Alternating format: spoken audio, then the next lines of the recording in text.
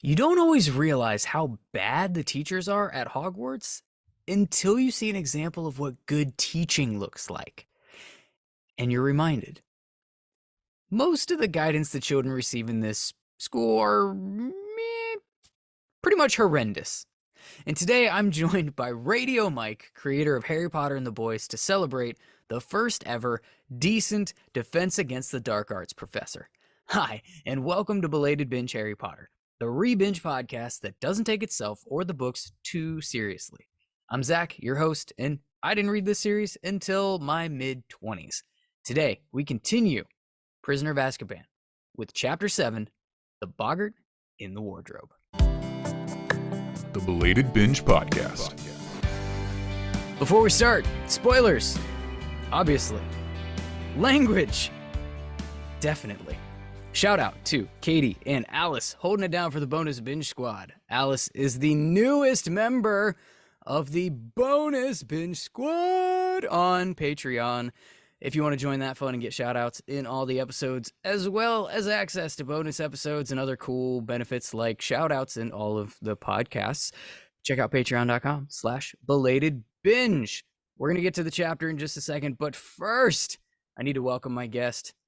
He is the host of Harry Potter and the Boys, along with 20th Century Boy and probably 100 other things, all the way from literally the other side of the world, from tomorrow. Calling in. It is Radio freaking Mike. How's it going, man? Oh, it is so good to be here. I actually like every time someone from America asks me to be on their podcast, which has only happened like 2 or 3 times, I'm just like, I cannot believe this. Because as an Australian, getting into the US is like the biggest thing that can happen. And I assume it doesn't work the other way. Like no one from America is like, oh, we've got to make it big in Australia. I actually completely disagree, because I was just talking to my wife about how fucking excited I was to have this conversation with you, the guy from Australia. And cool. She was like, oh, I know you've been trying to do this for a long time. Like, I've literally talked about it and built it up. So you're a much bigger amazing. deal than you think. Oh, awesome. Well, yeah, it's great to be here. Yeah, from the future. We were just talking off air about how you just had dinner. I'm getting lunch after this. It is crazy. Time zones. How do they work? Please explain. I just want to know if tomorrow sucks like today sucked. That's really all I'm looking for. Hey, man, tomorrow is a little better. Tomorrow Nice. is a little better. And hopefully the next day is even more. I'll take it. So I like to do this with everybody because this is a Harry Potter centric podcast, and I was super duper late to the party. I like to hear how other people got into it. So, like, what's your Harry Potter story? How'd you get into it in the first place? Yeah, because you only read them in your mid-20s, was it that? Yeah. Which I think is absolutely absurd as someone who was born in the 90s. Can I just ask you, how did you miss it? How did you miss them? Well, so, I did. I grew up. Without telling the whole internet and tens of people listening to this my exact birth date, I am damn near spot on movie canon Harry. Right. I was 11 in 2001 when that came out. And so I grew up through the entire hype. And I did read the first few books as a kid when they were coming out. So I got through part of Goblet of Fire before I just put them down. Right. I was an athlete. I was at the right age to think that I was going to be chasing girls unsuccessfully.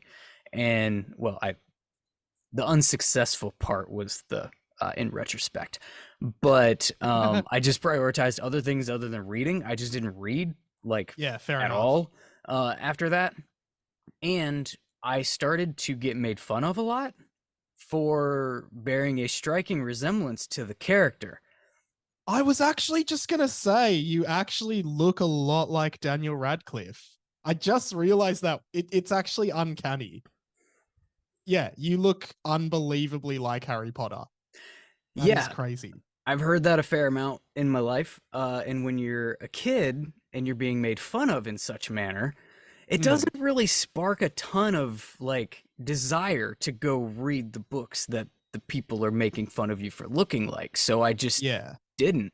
But when I was yikes, in mid-20s at some point in time, my wife and I had our first like place, and I've I've told this story on the podcast, so I'll give the shortened version. But I used to come home and turn sports on, like I did all the time. I used to work in sports radio. I was like sports, always on the TV.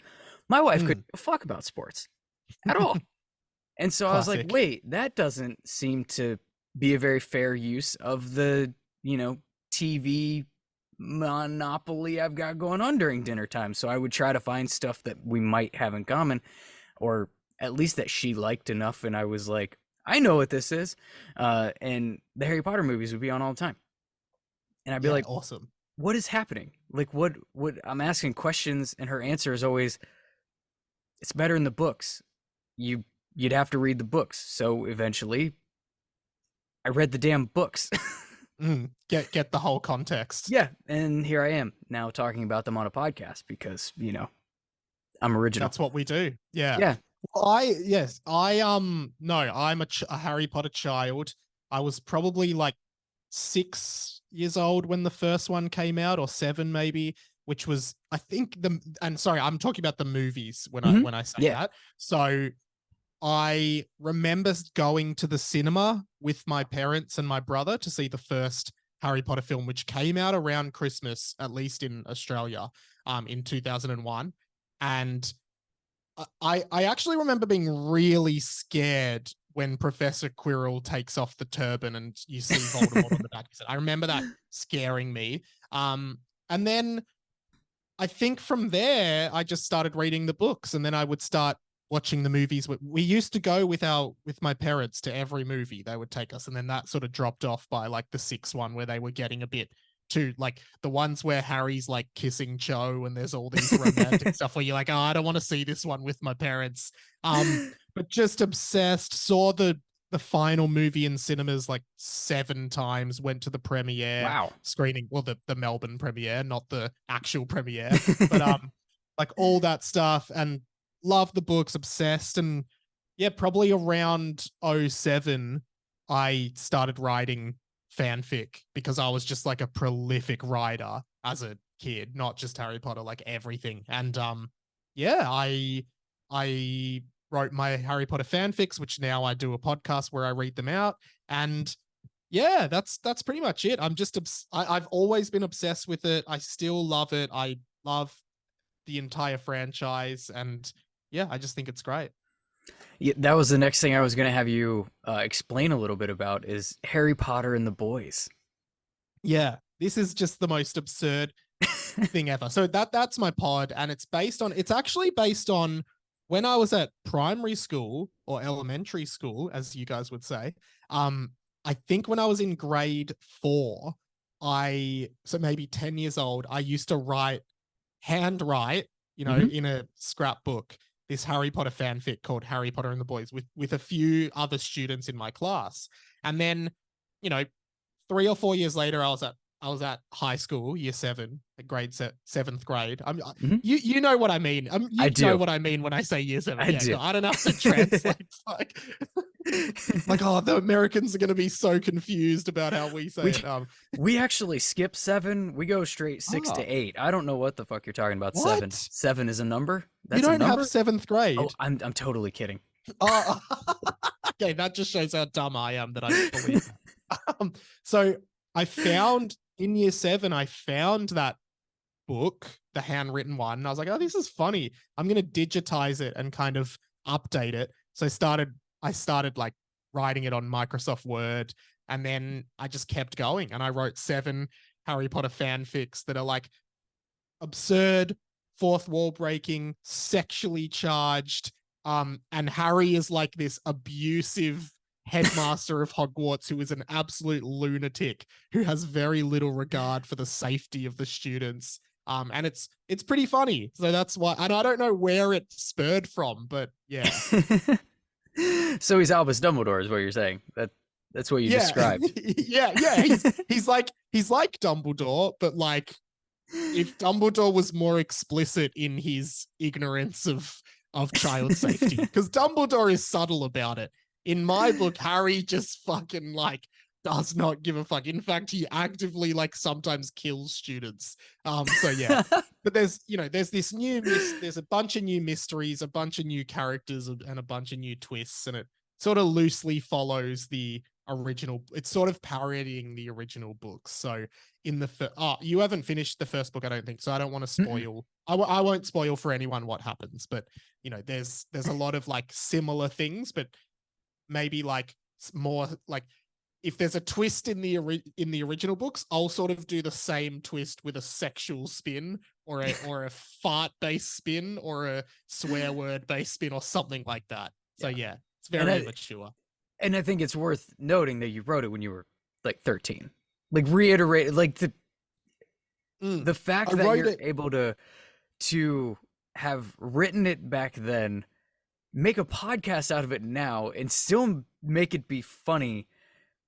There's a level of jealousy that I feel right now, and also admiration, and I don't know which one to lean into harder. Dude, I wouldn't be jealous because I'm pretty sure this podcast will prevent me from getting any real job ever. So I've basically gone all in on podcasting because there's no way any legitimate person would hire me after this podcast being publicly available. So yeah. I think it should just be your resume. Just walk into interview rooms with a little recorder, like a tape deck. Yeah. Press play. This is me. You want this me? You've got me. Yeah. Yep. I made this successful on the internet. Imagine what I could do for you. Yeah, actually, that's a good point. All right. Should we jump into the chapter discussion? Yeah, let's do it. All right. Well, first, in case you were obliviated or you got your Hogwarts letter late, let's shove our faces in that white liquidy substance of our pensive. In chapter 6, Talons and Tea Leaves, I was joined by Dan from Hogwarts, a podcast. Shout out to Dan. Trelawney, one of those fine teachers of Hogwarts, predicted Harry's death just to get a rise out of her students. And then Hagrid gets a rise out of Harry, literally rising off the ground on the back of a hippogriff, and a hippogriff that Malfoy later insults and gets an armful of claws, which results in a lot of bad news for Hagrid, and that's pretty much the gist of the entire chapter. So now we have reached the point where our wands connect, not the tips, just the streams, so we can recap what went down in the chapter we just read this week. Our priority Incan chapter is from chapter 7, The Boggart in the Wardrobe. In this chapter, if I could summarize it, Remus Lupin does cool shit as a teacher. That's pretty much the gist.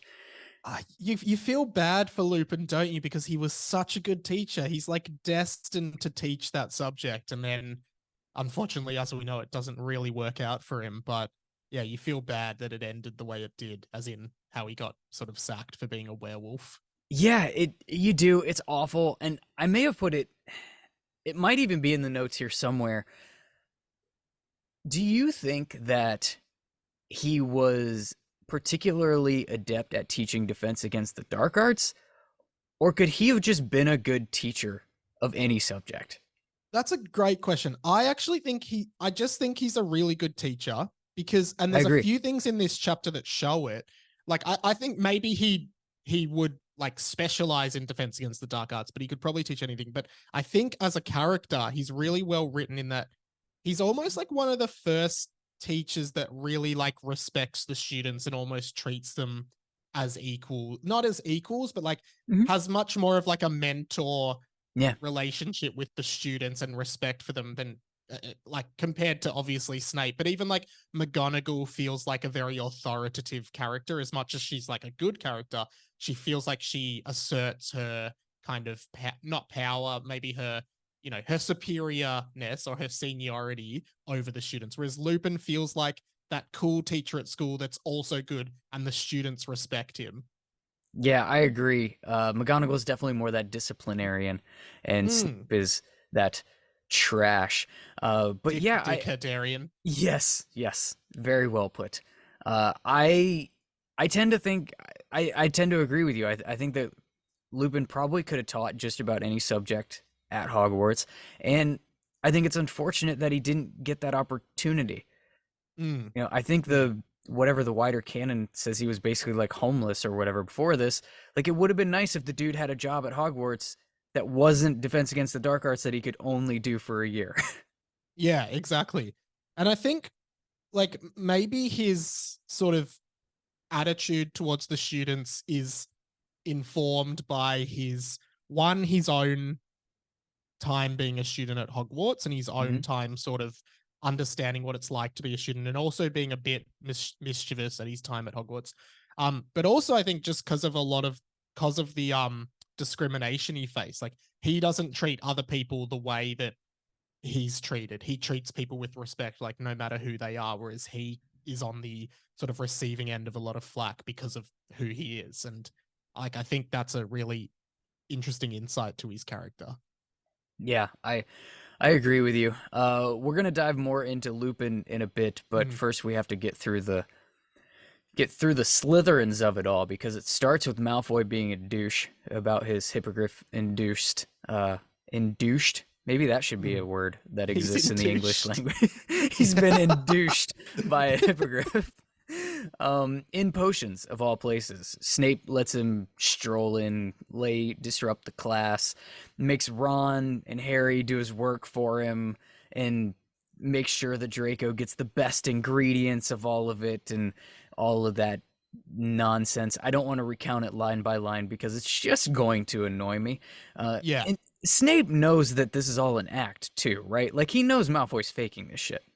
there's a few things here that really frustrate me, not like about the characters. So I think we see in this chapter how just like privileged, but also how much power the Malfoy family has and how much of a dickhead Malfoy can be. I feel like the movies kind of portray him sometimes as just like a little bit, he's like a bully, but he's not sinister necessarily, right? Yeah, Whereas here, like, he actively is like faking this injury to try and get Hagrid sacked, which is like, just so mean.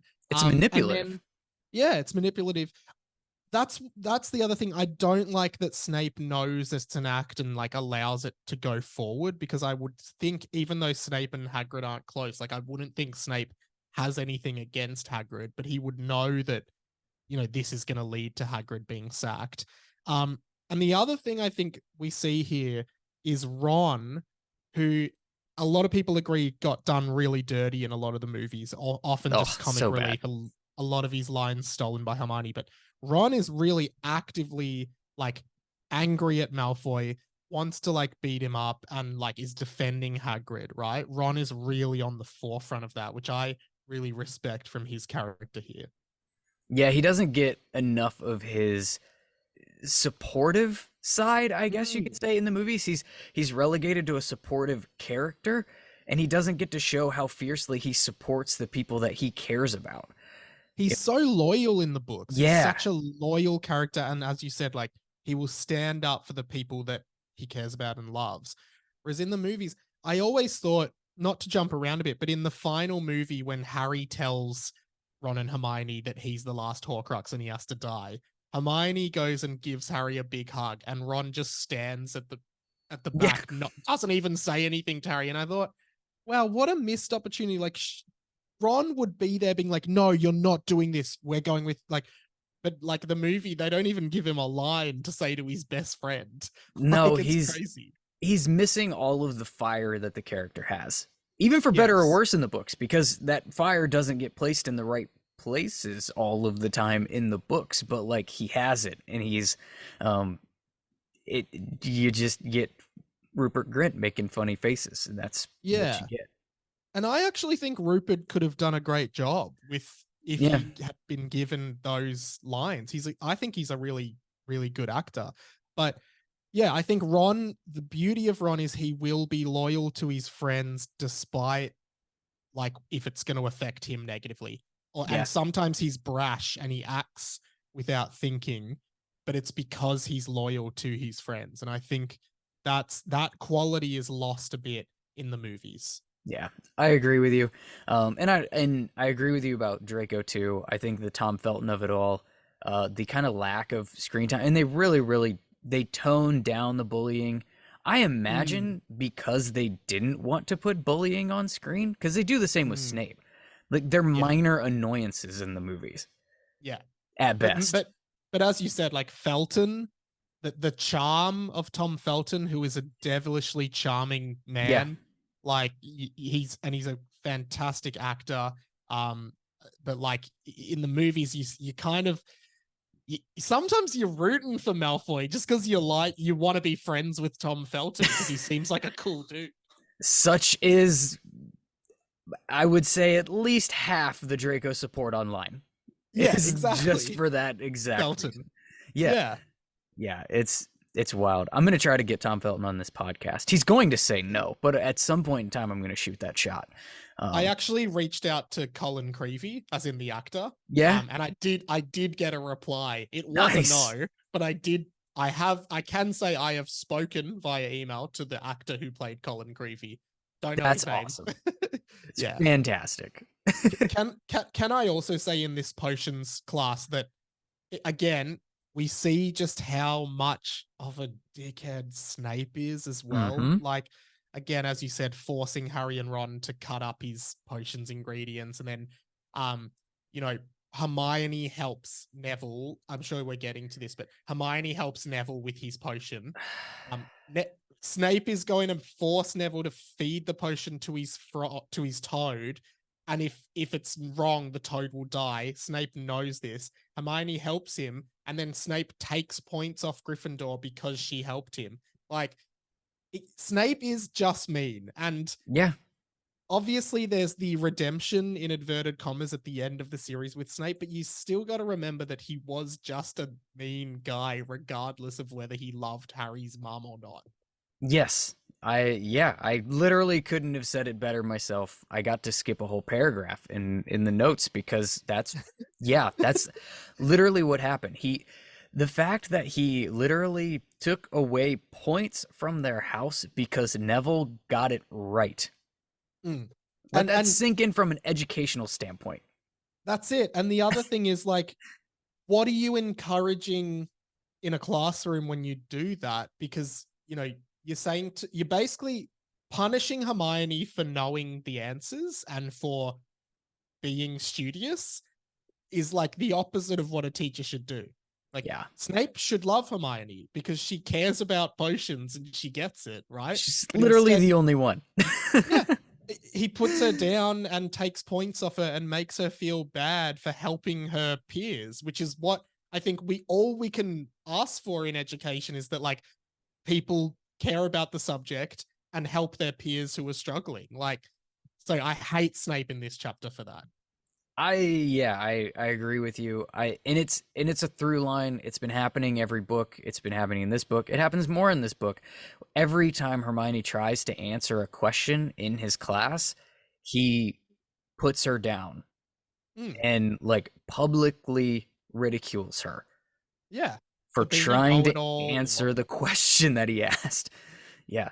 When nobody else is trying to. It's Exactly. infuriating. It Absolutely sucks. infuriating. It's the worst kind of teacher you could possibly have. And you even wonder, like, surely if Dumbledore, like, does Dumbledore ever pull Snape aside and have a word with him? Just be like, hey, if students are putting their hands up and answering questions, you can't shut them down for it. That's not what we do here at Hogwarts. I think that the fandom takes a lot of liberties to take shots at Dumbledore Mm, about the way that he interacts with Harry or the way that he uses people around him or the way that he withholds information. Lots of things, lots of gray with Dumbledore that the fandom mm, tries to vilify him for, which I sometimes I see the gray, sometimes I think people just want to hate Dumbledore, but the fact that Severus Snape is able to treat students like this in his classroom under Dumbledore's leadership as headmaster is to me quite possibly the biggest black mark on Dumbledore's character yeah. in the entire series. or that he literally let Professor Quirrell teach Defense Against the Dark Arts when Voldemort was on the back of his head. Like, Yeah, not great foresight there. Not yeah, great. Or back sight, but back of head sight. backside, yeah, back of head sight, or Rear letting, sight. yeah, just I mean, Dumbledore, the amount of blunders this man has had, it's hard to believe he's still in the job, but yeah. Yeah. I mean, I said this with Dan on the last episode. He has his hands full. You know, his primary job is to kill a serial killer that's invincible currently. So like he's putting most of his effort there. Just running that this school and is yeah, you know, just a thing that he does. But no, I disagree with you. His primary job is running the school. Like, his job actually isn't to kill Voldemort. He could just be like, "Hey, I'm the headmaster of this school. Send the police. I'm not looking after this." He bestows it upon himself and then like gets upset about it. It's like, "Hey man, why don't you just run the school?" He could. And what's funny is in the same breath, I would say that the one of the only things he actually cares about in life is this like are the students of Yeah, Hogwarts, despite the fact that he does so many things that go against that line of thinking throughout the entire 100%. series. Absolutely. He is the grayest character, and I'm not talking about his beard. Also, one of the most fun to talk about. What did you make of the Malfoy? You know, we okay, obligatory. We have to say. You mentioned earlier he's doing this to try to get Hagrid fired. Daddy's gonna get Hagrid fired. He's got a lot of sway in the Ministry and all, Yeah, and yeah. whatnot. And I couldn't care less. The thing that I hone in on a little bit more here is where the Sirius Black sighting is brought up, and Malfoy gets that like sinister smile and that like unique angle to bully Harry through that he just Yes. relishes. We're getting used to Harry not knowing shit about himself and his family and his past and all of that. He's oblivious to everything around him and everything that has to do with him pretty much all the time. Until he's not, because the plot needs him to be. But the fact that Malfoy seems to know something, and it has to do with Sirius Black, a man that he has learned is supposedly out to kill him, and he has no idea why. Malfoy seems to know something. And while I think it's the fact that Malfoy's saying, I would want to go after him myself, I would get revenge, Malfoy's not going after anybody by himself ever for anything, any reason. He's a coward. Anyways, but I can't think of a worse way or something that would make Harry stew more than the idea that Malfoy knows something about him that he doesn't and can hold it over his head like this. Yeah, it's kind of gaslighty. I don't know if it's gaslighty. It's like there must be a term for like using information over someone like that, because I mean, yeah, obviously he's alluding to the fact that Sirius betrayed the Potters. Harry doesn't even know that I don't does Harry even know that Sirius knew the Potters at this point? No, he no only clue. all he knows is that Sirius killed Peter Pettigrew, right? I don't think he even knows that much yet, does he? He just does knows he know that, that it's Sirius Peter? killed people. Yeah, I think so. Yeah. Gotcha. Yeah, And so I think so Harry doesn't know that there's any connection to him. And funnily enough, like it is, when you think about it, he doesn't know that Lupin knew his parents. And that, yeah, there's a lot of people, like, it's funny Lupin didn't just say to Harry, oh, I went to school with your dad, I was really good friends with him.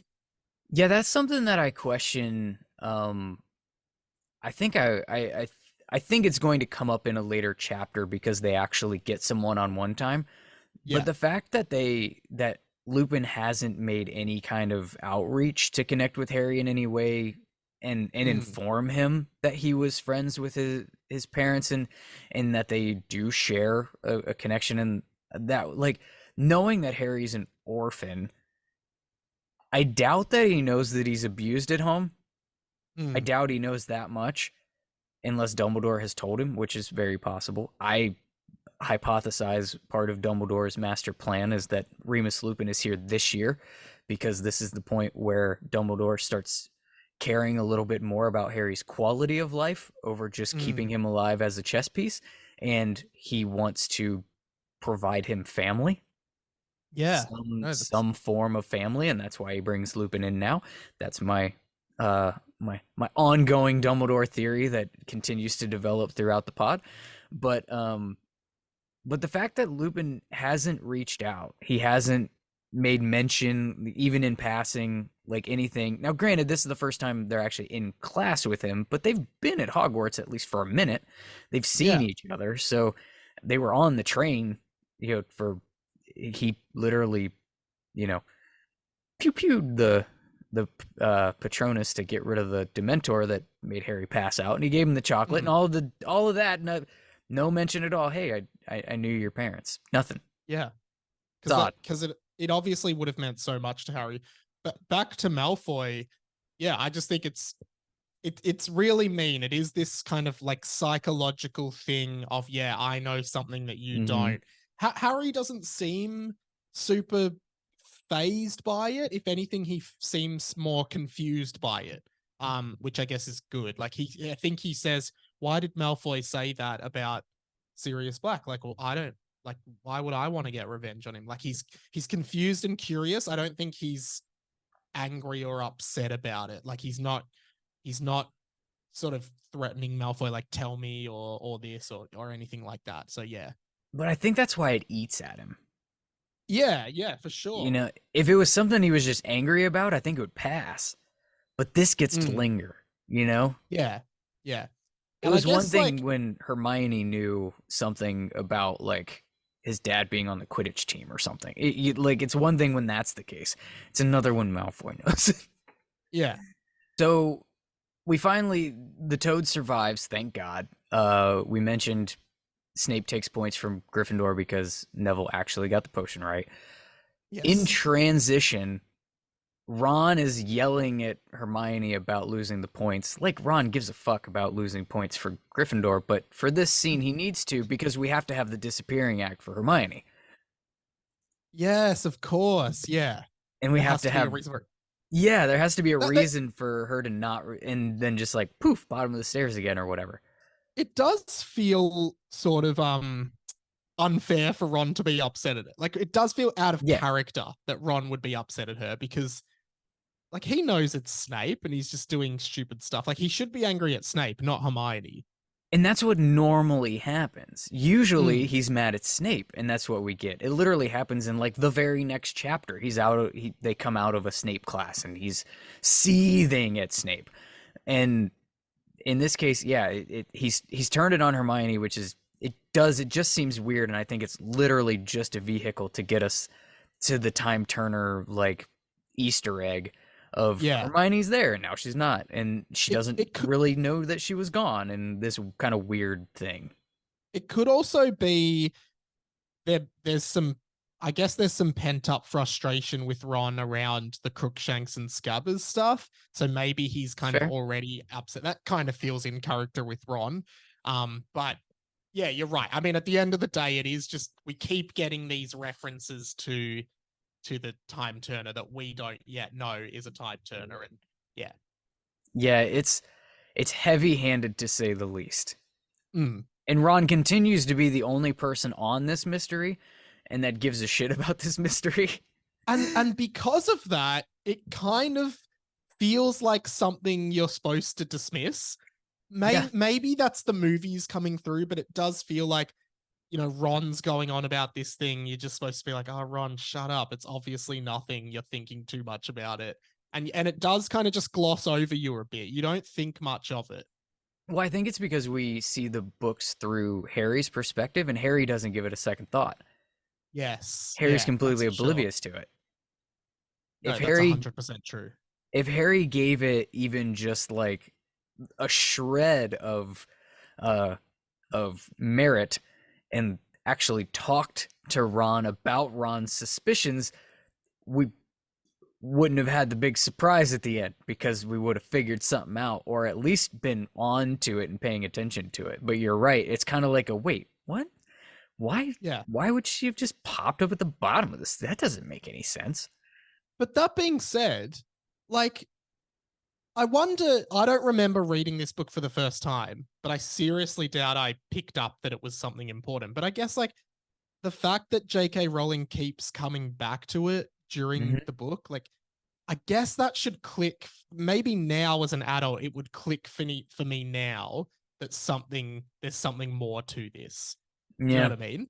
Like, Yeah, I mean, it's set up at the very, very beginning of them getting to Hogwarts because mm, when Harry gets taken to McGonagall's office to check on him after the fainting spell on the train, Hermione is brought with him.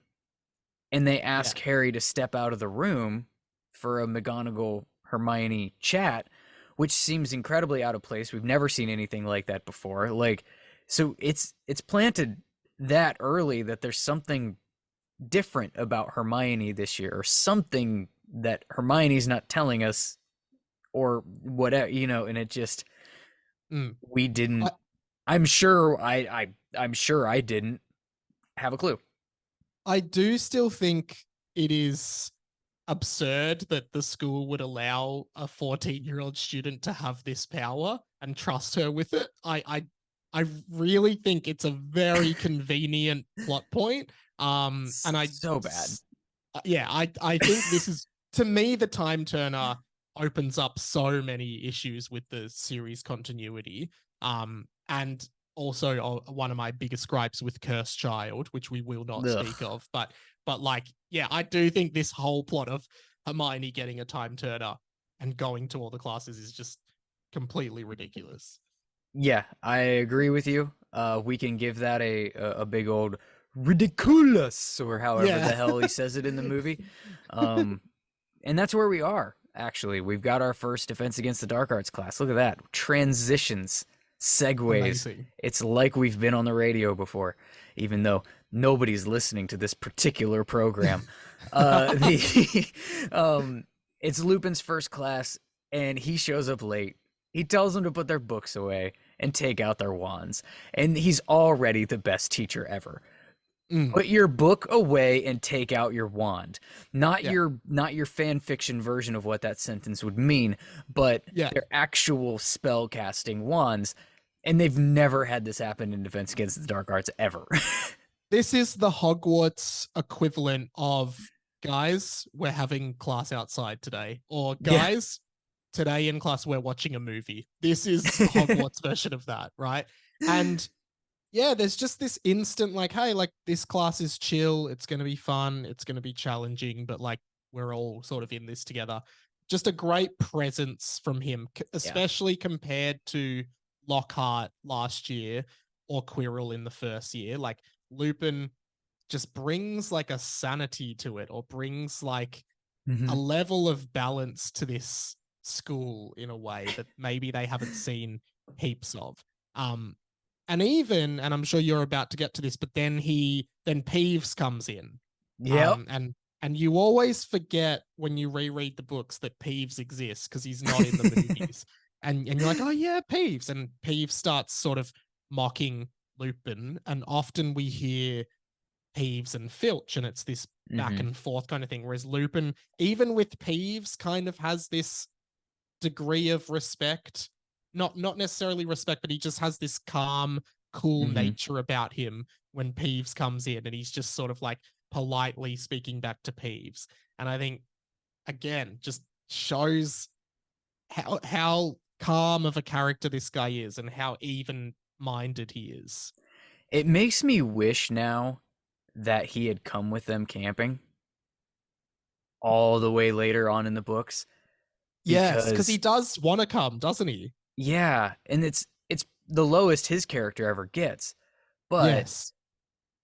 it would have been really cool to see Lupin in different types of situations of stress and how he Mm, handled it in like real world, this shit is actually going down kind of stuff, because we don't really see it. We see we see him interact with Harry and get snippy with Harry, and we see the stress and the weight of it on him when he's like undercover with the werewolves and miserable as all hell during like wartime. But Mm, we don't see what he could have taught them. We don't see what he could have brought to like the I think the camping scenes and experience would have been a way different, way better, like more productive venture if he was there. And I think we could have seen him do some really cool shit in different I things that they like interacted with or whatever. Yeah. I always found that moment in the seventh book where Harry and Lupin basically have a big fight, and Harry Mm-hmm. actually starts kind of insulting him a bit. And like, I think the main criticism is that he's about to have a child and he wants to Mm-hmm. go on this adventure, and Harry kind of calls him out on that. But I always felt like that was really harsh on Harry, to be honest. Like, and sorry, not harsh on Harry, harsh of Harry. I thought he was Mm-hmm. being really. I personally was always like, oh, this is out of character from for Harry, who always seemed to have this unbound respect for Lupin and Yeah. saw him as like a mentor. To just start sort of attacking him in that way, I never really liked that. The other thing, which I was actually going to say before, but remember I said I forgot what I was going to say. This is what I was going to say. Um, I Do you think, because when Sirius Black was, I guess, arrested and taken to Azkaban without trial, I believe, he Mm-hmm. would have been proclaiming his innocence, right? Sirius would have been proclaiming his innocence out loud, right? Are Because you? of course, Yeah, you're saying like it seems like a plot hole that he didn't. well, I think he did. I think canonically Okay. he must have, because he was innocent and he would have been proclaiming it, but no one would have listened to him, right? So I always wonder, just in getting into Lupin's head, did he ever hear that? Did he believe Sirius? Because he knew that Peter Pettigrew could turn into a rat. So I just wonder if Lupin ever wondered, if Lupin ever heard Sirius Black says he's innocent and then maybe added it up. It doesn't seem like he did, but surely he must have wondered. I think what we're meant to believe is that Sirius never claimed innocence Yeah, right. Which I just because find. it does it seems well, it seems like plot convenience is what it seems like, but I think it's because I think the way that it's described is that he essentially laughed maniacally in the moment. It was almost like Mm, he kind of just like snapped and lost it a little bit when he was being arrested, and then yeah. he didn't get a trial, and at that point like he wasn't going to he had come he had essentially come to grips mentally with nobody's going to believe anything he says anyways, and in his heart he felt guilty. He Mm, didn't yeah, yeah. betray them, but it was his idea to switch to Yes. Peter, and It's a so good it was point. his fault, and so he felt like he deserved the punishment, not for what he was incarcerated for, but to be punished. And that was his, because of his loyalty to the Potters, I guess. Like, Yeah, he felt like he had let them down. I still yeah. wonder if Lupin, because I still wonder if Lupin just went like, I can't believe that this happened because I could never see Sirius doing this. It must have crossed his mind at some point. I think at some point what we get is that, and I think it's in the Marauders section of this book. I think we get them have a little bit of an exchange that that information had been leaking for a bit, and There was a spy. they suspected each other, That's right.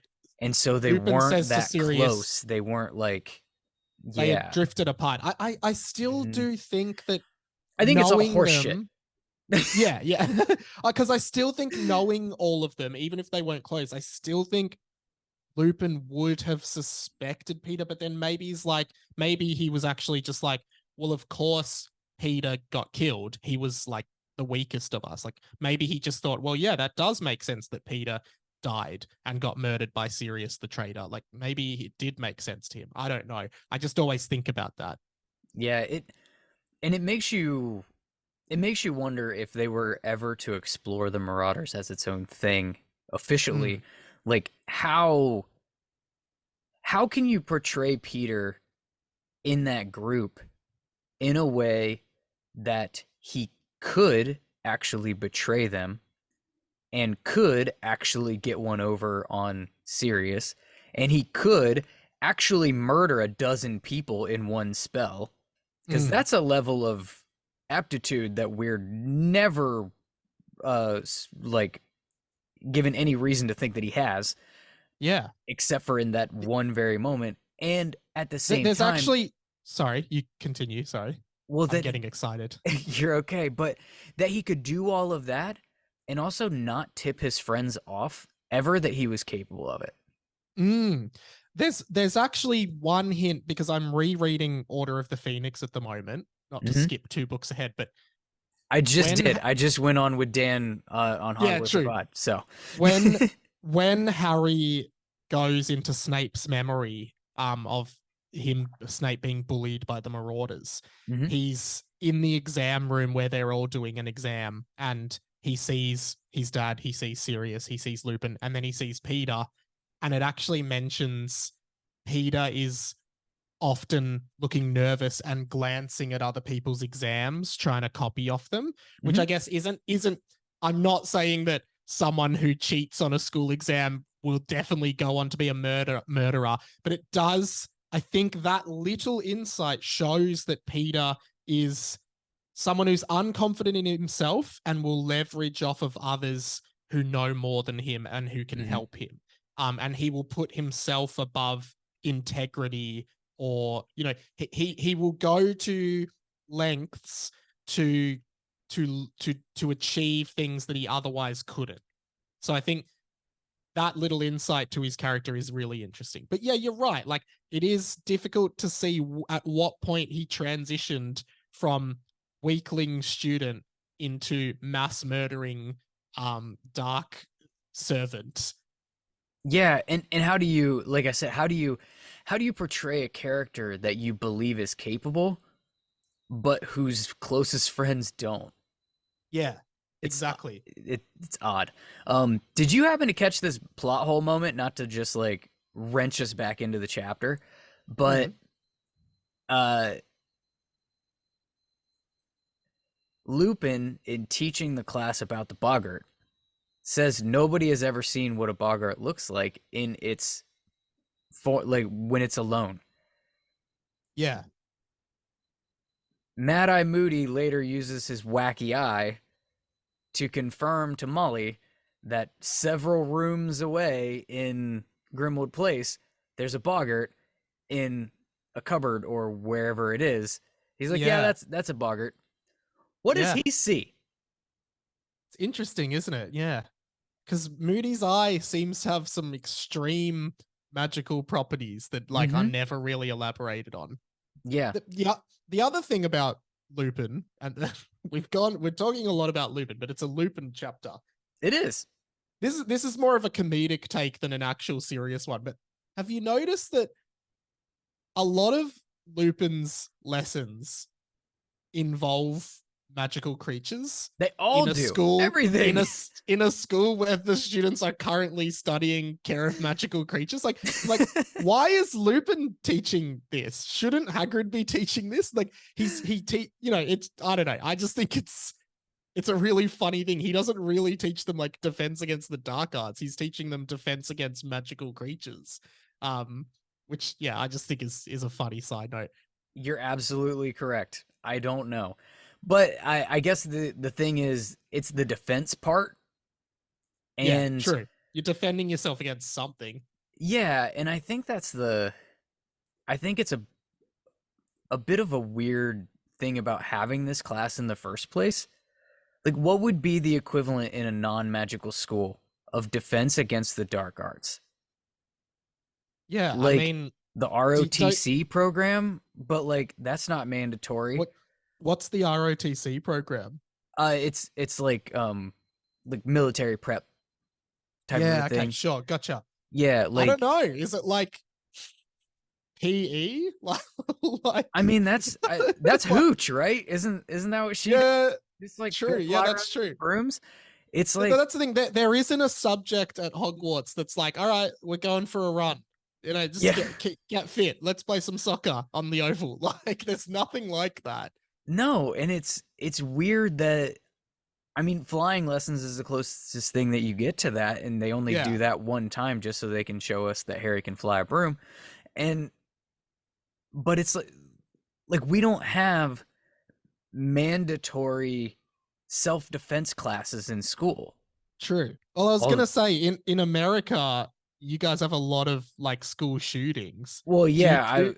I mean that's fair. They're definitely going through like protocol drills at this point. If I understand correctly, but it's still not It's like not a it's not a class where you'd have an exam for it at the end of the year. yeah, I wouldn't think Yeah, so. yeah, Maybe we should. yeah. It is Yeah, interesting. It's interesting that like yeah, you wouldn't have a subject at your school that's like defense against you know war. What should you do if you find yourself in a war? Like y- yeah, y- it's y- funny. yeah, because and what is the alternative, right? Like when you Mm, got things like Boggarts and Hinky Punks and Red mm. Caps and all the other stuff that he does, Grindylows. Grindylow, yeah, these menacing creatures that are kind of out to get you in the real world, apparently. Like, what's the alternative? Are you gonna have him shooting curses at these kids? You know, Yeah, which I but guess it's they but technically do later on in we with wouldn't even Half-Blood really Prince. have a subject. We wouldn't have a subject that's like, hey, I don't know, like today you're gonna learn how to defend yourself if there's like a lion roaming around. Like, hey, this is what you should do if you see a lion, or here, hey, this is what you should do if you see a crocodile. Here's how you defend yourself. We don't have these subjects, so it is, yeah, it's funny. I feel like you should have them for the tarantulas. That's terrifying. Yeah. It's just terrifying. I'm sorry. That freaks me out. Um, but Hey, true to his word. Yeah, go oh ahead. yeah. I was going to say, going back to the chapter, I think you were about to get back into it as well. But Mhm. did you notice Lupin uses a spell on Peeves? Yeah. And it's like, What I wrote, yeah, what a wussy. Like, what is that? That's like one of the weirdest spell names. I looked it up on Google as well. But yeah, Waddy Did you? Wuzzy. Is that the only one that's not Latin, or is it actually Latin? It cannot be Latin. Like, I'm going. What was he? Apparently, it's based on a Swedish word. Oh, lovely. So, yeah, Wad I of just think gum that up the nose. I just found that spell so out of place compared Yeah. to like yeah the beauty of like the Latin words like Wingardium Leviosa, Expecto Patronum, and then Waddy Wussy. Like, so stupid. And I listened to it on the audiobooks, the Jim Dale version, and the way that he even says it is like, what was he? It's so weird. But anyways, true to his word, as he told Snape, as Snape bullied Neville in Lupin's class too, because Snape is the worst. He does let Neville go first, and his Boggart takes the form of Snape. And this is where I Hilarious. get on my soapbox. They are at a boarding school. Mm, They spend more time at this boarding school than they spend in their own homes. yes. They live at this boarding school. The professors at this boarding school take more of a parental guidance role in these kids' lives than their own parents do. And That's this true. child's worst fucking fear in the world is one of his professors. I was about to say like that really shows how bad Snape actually is, how mean he is, that it is his worst fear in a world of, I was going to say in a world of death and destruction, but in a world of werewolves and ghosts and literally like a whole slew of fictional, terrifying creatures that could kill you. This kid's worst fear is his teacher. His parents were tortured into insanity, and Yeah. he is most afraid of his teacher. Mm. Let the Snape defenders come out and say, well, Snape hates Neville because Voldemort didn't choose him instead of Harry, and if he did, then Lily would still be alive. And to all of that, I say, fuck off. Snape is the worst.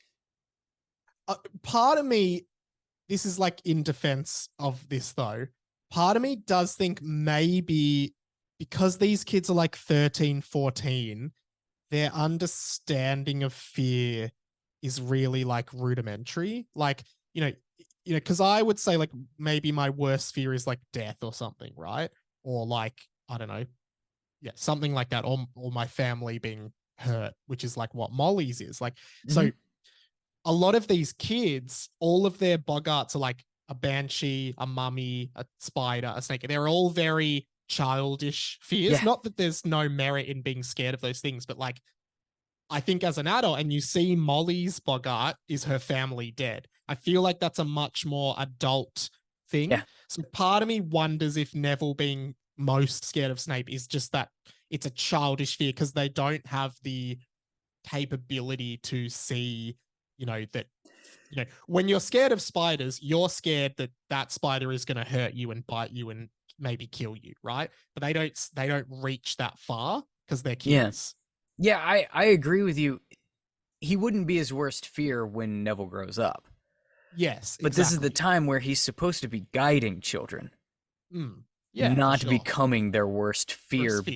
Because the girl he was obsessed with when he was a kid died because he went and told the prophecy that got her killed, and he's taking it out on this child who had nothing to do with it, an innocent child. And he goes out of his way to bully and treat like absolute garbage. And you look at that compared to Professor Sprout, who really embraces Neville's aptitude for herbology. Like, and we don't see much of that. We just hear it. But I really like that Professor Sprout, because Neville is like, I guess he's one of the dumb kids in inverted commas. Like, he's not that good at magic. It doesn't come naturally to him, but there's this one thing that he's good at. And the teacher of that subject really fosters that love in him, which is what all teachers should do. But Snape is just reiterating to him that he's no good, that that he doesn't belong here in a way. And I hate that. Yeah, he's the worst. But Lupin's great. He's reassuring, he's supportive, he's instructional. He's just a really good teacher, as we talked about before. The thing I feel like I got to ask you, because Dan brought it up in the last chapter offhand, and I hadn't thought about it, which is funny because it's the type of thing that I would actually normally think of and notice and make fun of, is he does have a room full of children facing their worst fears with an audience of their peers. This could have that's a really good point. Yeah, that's a really good point. But you know what? I agree with that. But in counter to that, don't you think he does it with such a reverence and respect for these students, almost making it feel like a safe space for them?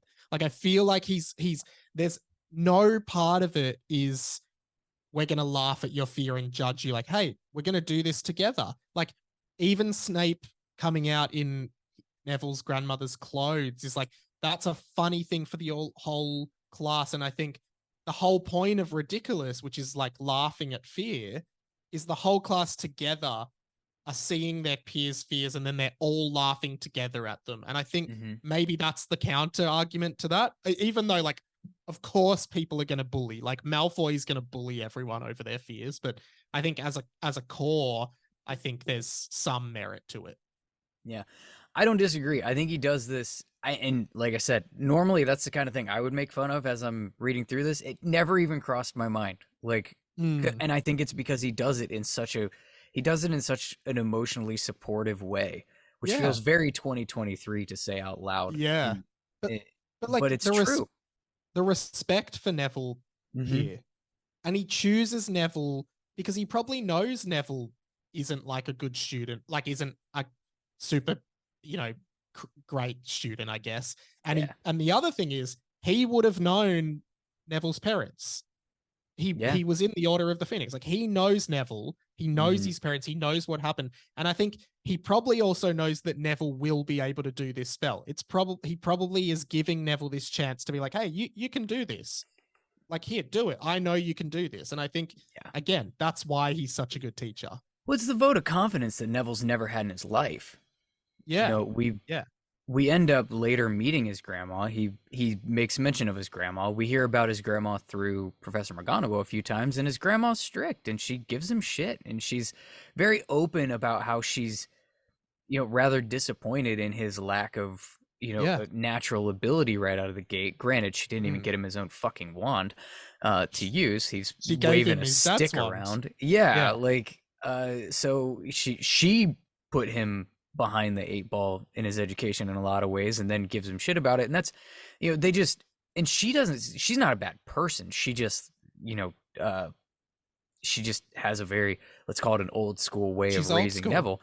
Yeah, Yeah. and so he hasn't gotten that support at home. Mm. He is used to getting corrected by McGonagall and almost pitied by McGonagall and then ridiculed by Snape. We don't really see him with any other professors, so we don't really Mm. know if he's gotten support at this point anywhere for any Yeah. reason on anything. Yeah. So just having someone show that to him once, like, I think probably goes a hell of a long way for this kid in his confidence and his ability to show the growth that he does later in the series, especially after he gets his own fucking wand. Yeah. But also, and going back to Lupin knowing Frank and Alice, he may not have been as close with them as he was with James and Lily, but he For still sure. would have felt the effect of their death. Oh, not their death, sorry, of their torture. Yeah. He knows Yeah. Neville's circumstances. And I think he's so sensitive to it. And yeah, where other teachers would almost lose patience, like McGonagall feels like she'd lose patience with Neville, whereas Lupin just gives him this moment to shine. And I love it as a moment, both in the movies and in the books. I think it's great. Yeah, I do too. I particularly like it because it comes immediately after he's had just such a hard time in Snape's class, and it comes immediately on the heels of Snape like ridiculing him right in front of everybody. Yes. The immediate support that Lupin gives him to even outwardly to Snape to begin with, and then reinforces it in the actual classroom. It's really good. Yeah. The thing that he does that I think he does, he makes the right call for the right reason but handles the wrong way, is that when it comes Harry's turn, he steps in front and doesn't let Harry face the Boggart. Mm. And we get confirmation later that he does this because he assumes that Boggart is going to take the form of Voldemort, and that's probably not the thing you want appearing in a classroom in the school. Like, not going to be great. So Yeah, but do you think, I always wondered about this, because if the Boggart appeared as Voldemort, it's not like it has Voldemort's, I don't know, it doesn't have his powers or anything. And the other thing is, I wonder as well, Harry doesn't know what Voldemort really looks like, I don't think, other than being Tom Riddle and maybe the face on Quirrell's head. So I wouldn't think the Boggart just has this inherent truth to it that it knows what Voldemort looks like and is just going to become Voldemort. So I guess it is smart to not let the biggest serial killing, murdering Nazi kind of guy appear in the classroom. But I wonder what shape it would have taken if it was Voldemort that it was going to become. I think that's a really good point, because the other thing that I don't know is, like, to your point, does it have just like an inherent truth that it knows? Like, how does it know how to turn into a Dementor? Yeah, exactly. But it does that. It does. Yeah, that's true. So- Because yeah, I don't know. I'd love I don't either. the lore of the magic to that, because I guess you're right. It knows what Professor Snape looks like. Yeah. But that makes me think it's like reading that from Neville's mind, and Yeah. Neville does know what Snape looks like, whereas Harry at this point doesn't have a picture in his mind of what Voldemort specifically looks like as a human, other than Yeah. Tom Riddle. But yeah, I don't know. It's just a curious thought. And why Or do you is think? ooh, I was just gonna ask, is it weird? Is it some kind of intrinsic magic where like it doesn't have to know, it just does? Would it show up as like a how does it show up as a fragmented soul? Because that's what Mm, Voldemort is at the moment, right? yeah, yeah. Like what? Whoa. 'Cause it. Yeah, you're right. But even like, I guess when Molly sees the Boggart, it's split. It's almost like become a scene. It's not Yeah, just become a thing. It's become an actual illusion of a whole scene of dead family yeah. members. So it's like, yeah. I mean, maybe we don't know. It's capable of a lot more than maybe we know or think. But you think it's a misstep from Lupin to not let him face it? I think that it made sense to back to what Dan had said. Like this could have gone really wrong. I think going really wrong could qualify as if Voldemort appeared in the middle of the classroom. Like Mm, that would mm, probably because that's the kind of thing. The way that he is feared in this world, to where like people don't even say his name and that this kind true. of shit. Like he's a lure on like a lore of himself is that's traumatic, even if it's not the real thing for these Uh, kids, and probably not great, right?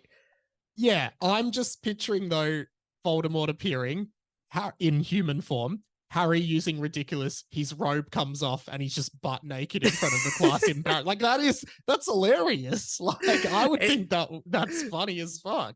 and you know he's got a complex. And maybe that's book 8 Yeah. of your fanfic is where that complex comes from. Um, no, but I think it's okay to step in front. What I think that he mishandled is that he didn't pull Harry aside and tell him why. Yeah, for sure. Which in the movie he kind of does it in a way where it like looks like he's just like, oh, now it's my turn. He like sort of pretends that he's just sort of going to the front of the line a bit, if you've seen that scene. Mm-hmm. Like he sort of sees Harry and he goes, oh shit, and then he kind of just steps in, which I guess is a better way of handling it. But you're right, like it would be a weird thing for Harry to see that happen and be like, oh, why did he do that to me, but not anyone else? Yeah. um And it ends but up it's sending him interesting. into like a spiral.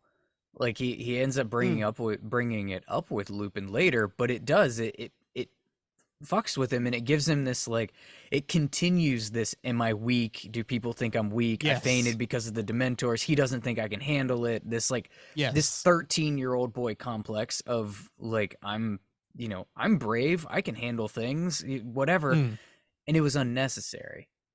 yeah, for sure. And I feel like Lupin's supposed to be portrayed as this like very emotionally intelligent character.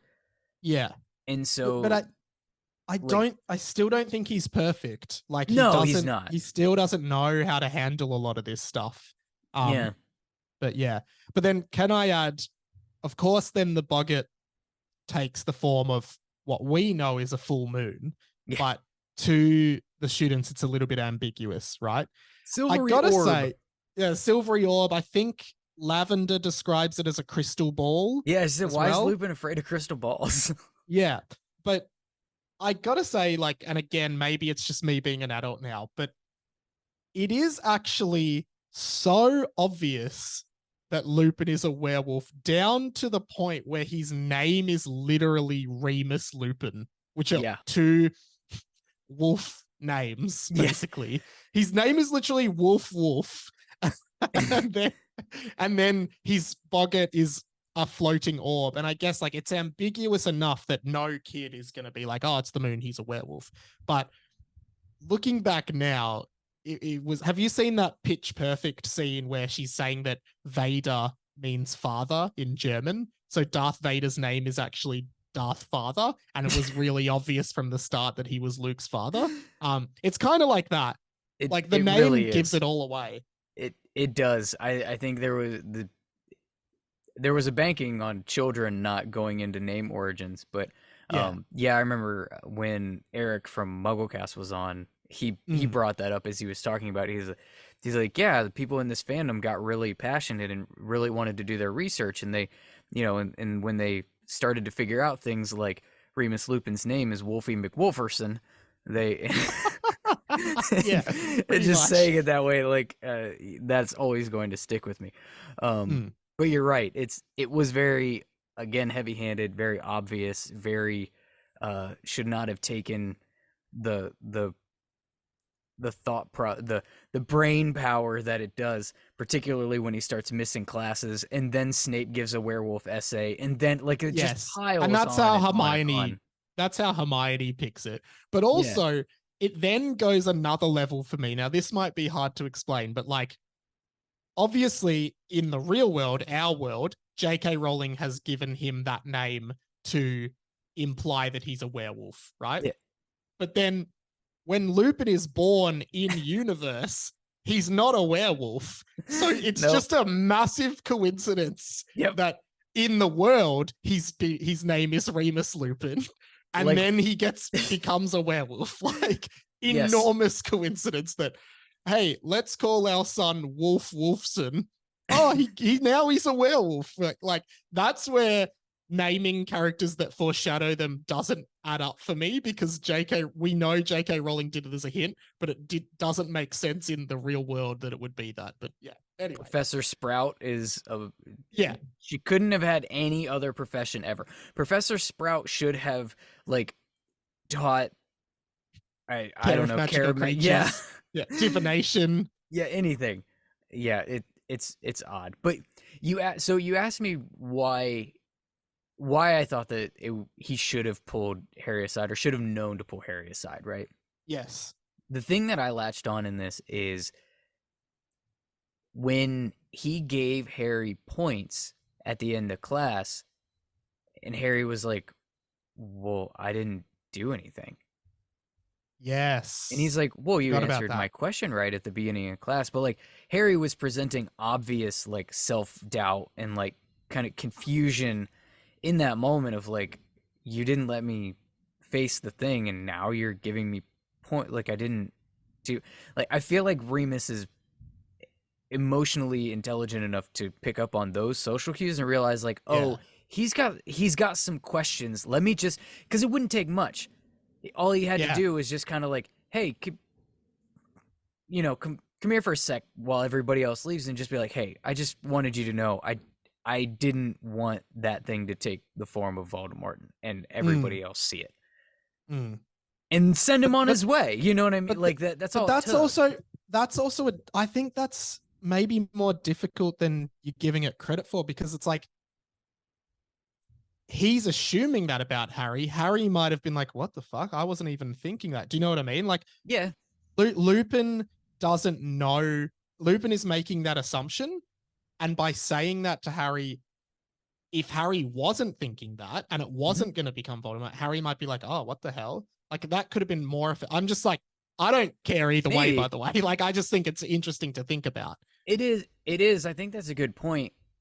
But when they do have their tea later, in one of the next couple of chapters, Harry blurts it out. He's like, why didn't you let me face it? And Lupin's almost taken aback. He goes, oh, I thought that would have been obvious. I thought it was going to take the form of Voldemort, and I didn't think that he should be showing up in the middle of the classroom. Like, I didn't even think twice. Like, I thought you would. I didn't think you'd even question that. Like, I figured that was a given.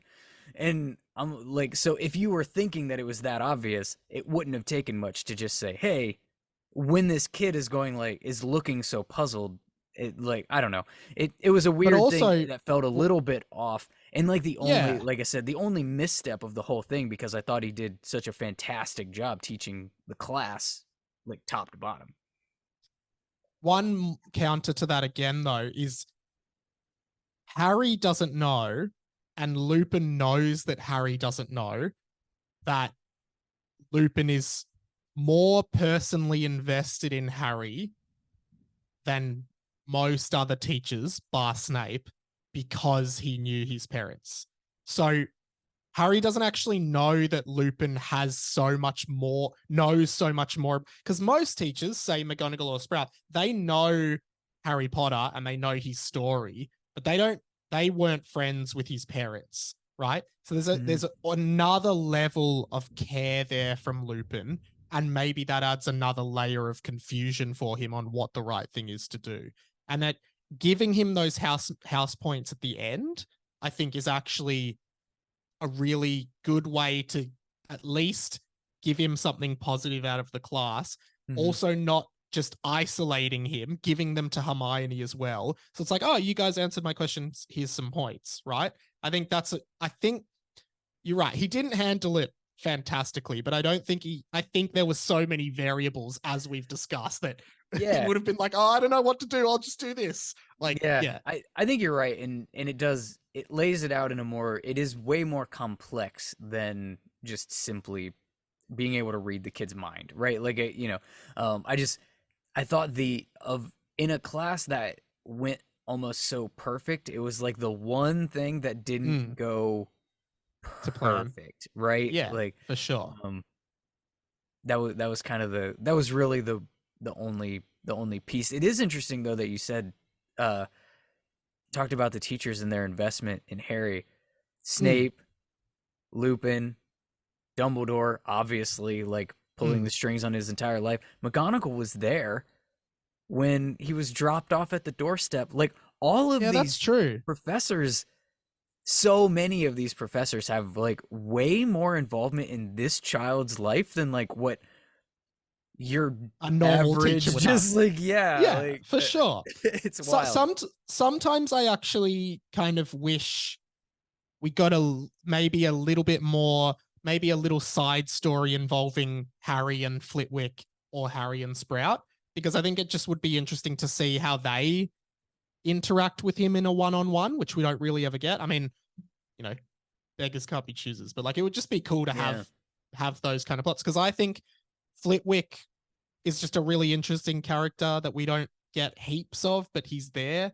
But yeah, the amount of personal investment in a lot of, like, I mean, Trelawney made the prophecy. Right.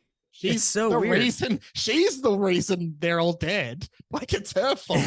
She should have just shut up. Yeah, I mean, there's literally like 4 people in the entire wizarding world, clearly, because they all are like just completely invested in this child's life. It's wild. It's absolutely wild. But that's it. That's the whole chapter. That's it. Did we really miss good chapter. anything? It is. It's I great. don't think so. And it's, it's an iconic, I feel like this is an iconic scene in the whole series. Like this scene in the movie, I remember being very iconic at the time as well. So this was a good one to do. I'm glad this was the one that I landed on. No, it was perfect. And I agree with you. It's one of the scenes where the movies got it about as right as you're gonna get. And even so much so that it became one of those fan service things that they ended up doing in the Fantastic Beasts movies, and having Dumbledore do the same thing in that flashback which I forgot that people bitched about. But the fact that this resonated so hard that they would want to do that says something about this scene in its original form. Yeah, for sure. All right, well, let's give out some house points and probably take some away if I had to take a guess. I am going to let me explain house points. In true Hogwarts fashion, these points are completely subjective, with no oversight and fully at our discretion.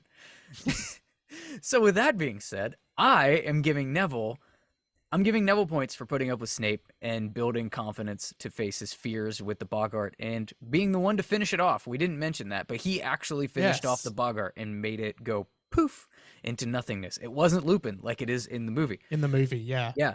So I'm giving him 10 points for that. I'm giving Lupin points, obviously. I'm giving him 25 for being an awesome teacher and giving Neville the support and confidence that he's never fucking gotten ever. Do you want to give any points away to anybody for any reason? So you can deduct points? Oh yeah, I'll do that next. Yeah. Oh, okay. So it's give then deduct. Okay, I want to give 20 points to Neville. Because I think he's just really brave and confident in this chapter.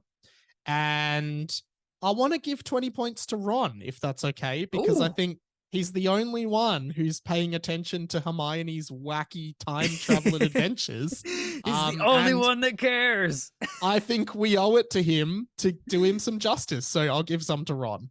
Do it. All right, so I'm going to take 30 points away from Snape for being the opposite of a good teacher, being an awful teacher and an awful human being. And I'm also taking away 10 points from Draco Malfoy for being a douche. I was going to say, well, I was going to do the two same ones. So I'm going to take 20 from Malfoy for, doing what he did. But also one thing we did forget is when Pansy Parkinson is asking him how much it hurts and he lies about it and winks at Crabbe and Goyle like, this'll get her to like me. I hate that. Sorry, Malfoy. And then I'm not. Yeah, I'll I'll take some from Snape as well for just being such a dickhead. He's the absolute worst. Okay, final thing. Do you guys say one thing? Do you guys say dickhead in America? We do. Do you say that? We do. Yeah, okay, cool. Yeah, it's not as super common at this point in time. In growing up in the circles that I grew up in, dickhead was thrown around quite a bit. Yeah. Okay, cool. Yeah, cool. Because you don't hear it in many of your shows and stuff. I thought maybe it was an Aussie thing, but no, it's good to know it's another thing we've taken from you guys. Okay. One last thing that we got to do, and that is expecto plot change-o. We're going to rewrite Harry Potter one small change at a time. The question from this chapter is, what if Hermione didn't help Neville with his potion? How could that have changed the chapter and also potentially beyond that? Well, any ideas? Okay. Yeah, I do have ideas. Like, great. Okay, Neville screws up the potion. Mm-hmm. Snape force feeds it to Trevor. Mm-hmm. Trevor dies of poisoning in front of the entire class. The students all talk about this. Surely one of them would report it to McGonagall because that's a fucked thing. Like this is a child's pet. There's a child's pet. I know it's a toad, but it's a pet. Someone goes to McGonagall, hey, like in our class, Professor Snape did this. And I'm sorry, but that is absurd. Someone would tell their parents. Parents would then go to the headmaster or to McGonagall and be like, hey, you cannot employ a man who is killing people's pets to prove a point in front of them. That toad was Neville's grandma, that toad was a beloved pet of my grandchild. How could you have allowed this to happen in this school? To which then Snape gets fired. And then the whole course of the books change because Snape isn't there anymore. That's what I think could happen. I love it. I'm a big fan. I wish that would have happened. It would have been great. No more Snape. It's so wonderful. Yeah. No more Snape as a professor. Slughorn comes in book 4. The whole course of everything would change. I would be in favor. I would be totally on board. And actually, it might make me want to invest in Snape as a character at all. Yeah. Because I say all this shit about Snape. It just pisses me off so much because of the way that he treats children from a point of, authority and guidance that he's supposed to have over them. He actually has a character that could have been otherwise compelling in this series. Yeah. Yeah. But he ruins it because he's a total dick to children. Not a good guy. We all know a Snape in our real lives. We've all had one. Like that? No, not that bad. That's fair. Not that bad. That's fair. We all had a teacher who had a crush on our mum at high school. We did. We totally did. Now he's acting as a double agent with Wizard Hitler. Yes. Because of that crush. I thought I was the only one. Like, you too? Yeah. No, I have one too. Yeah, don't worry. All right, good. I'm so glad. I will share that question across social media. It's at Belated Binge on all the things. With that, we've reached the end of this episode of Belated Binge. Thank you so much for doing this. Plug anything and everything, all of the things. Well, this was awesome. I'd love to do another one, by the way. So yes, please tee that up sometime. Yeah, open door. Great. Awesome. And then I just type in Radio Mike Australia somewhere on Google, on the internet. You'll find me. You'll eventually find me. And then I do two podcasts, Harry Potter and the Boys, which we talked about, and 20th Century Boy, which is just like almost like a blog kind of style thing. It's the conversations you wish you were having about the stuff that no one else cares about. So, yeah, just go and give that a listen. It's out every Thursday. Harry Potter and the Boys is out every Tuesday. And if you happen to be in Melbourne on December 15th, we're doing a live podcast. So if you want to fly over from America, Book your ticket now. I mean, I assume you have listeners in Australia. So if you're in Melbourne, come see our live show, December 15th. It'll be worth it. I promise. I'm not gonna get to go, but go for me. Record it on your phone. I want all of it. Yes. Yeah. Show up. Put my name on your name tag. Just pretend to be. Steal my identity. Actually, don't do that. Don't. I want to keep my identity intact. Please don't be one of those people. If you enjoyed this, please follow, subscribe, all the things on all the podcast players that you're doing. If you're so inclined, check out the additional benefits on patreon.com/belatedbinge. The website has links to all of the things, belatedbinge.com. Thanks for listening and for telling all your Potterhead friends that their new favorite podcast should be Belated Binge, Harry Potter.